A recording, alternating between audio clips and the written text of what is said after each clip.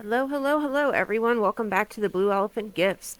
Today we're going to be continuing on in our Christmas in July. We're going to do some ornaments, but we're going to do them with a slightly different twist. So I'd purchased some fondant and chocolate molds, and we are going to make resin pieces out of them and add them to the Christmas bulbs that we're going to make. I have a bell set that I've already done. I have the holly that you see right here that I've already done in a previous project. And today we are going to work on making the owl, the turtle, and an elephant. So one of the first things that I want to do is I want to paint with mica my molds. This way I can embellish the different colors that I want to use in them instead of pouring just one straight color. Colors I'm going to be using today are an unbranded blue, unbranded coffee, Rolio in turquoise, glitter bee metallic powder, and rustic gold and silver. Now those colors are going to be just for the pink molds that you see here. For the actual ornaments themselves, we're going to use Rolio in copper. We're going to use an unbranded white, and then we're going to use Sulyn brand fine glitter rose gold that I purchased from Walmart. So what I'm doing right now is I'm just painting in the mica powders in whatever spots that I want that particular color in.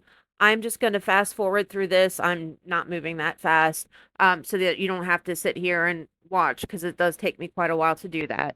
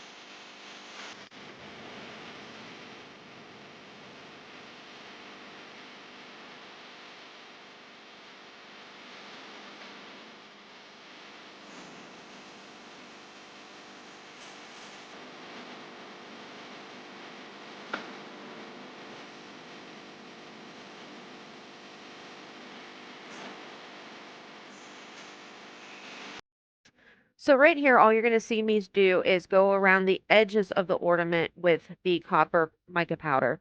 I don't want it on the facing of it because I don't want it a solid color, but I do want the edges to come out nice and clean, and I don't want to have to paint them after they've been demolded. Now, after I'm done making a mess of the molds, I'm going to take a baby wipe and just go around the front of each one and clean off all the excess mica powder that I don't want there. After I'm done getting the majority off of it with the baby wipe, I will come through with a cotton swab and kind of get more of a straight, clean line and then get up in the groove where the ribbon's going to go.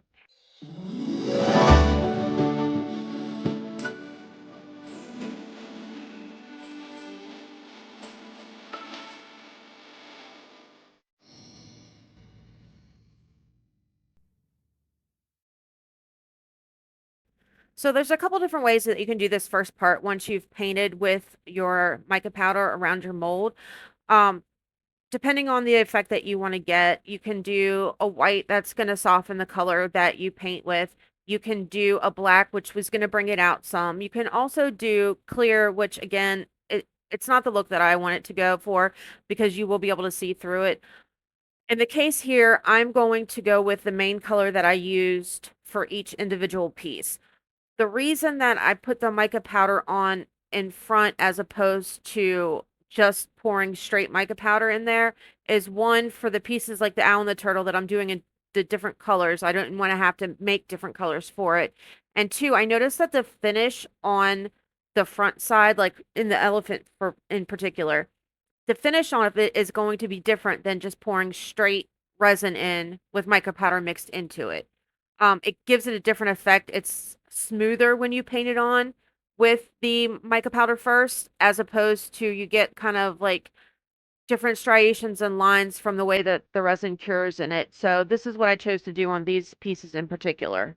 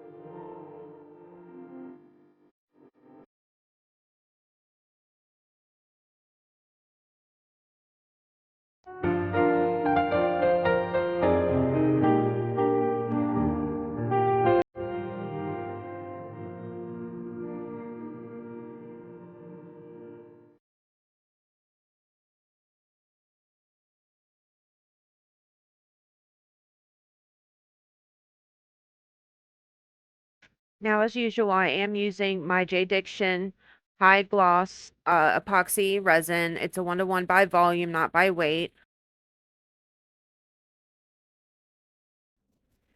So the colors that we're doing for this part again are the copper, the white, and the rose gold glitter. So we're just going to speed through this next part.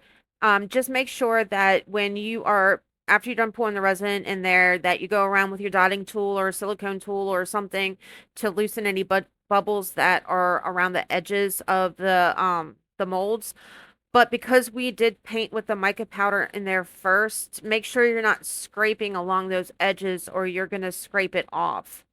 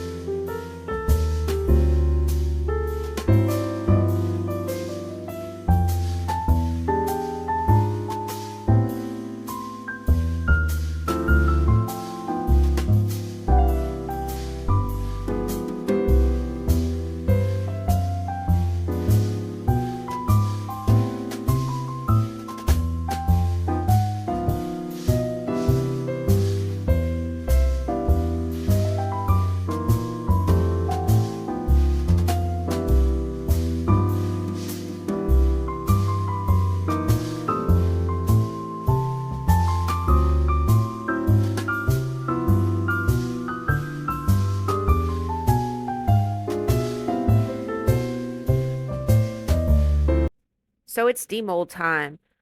Each one of these pieces turned out really nice. I do have a confession to make.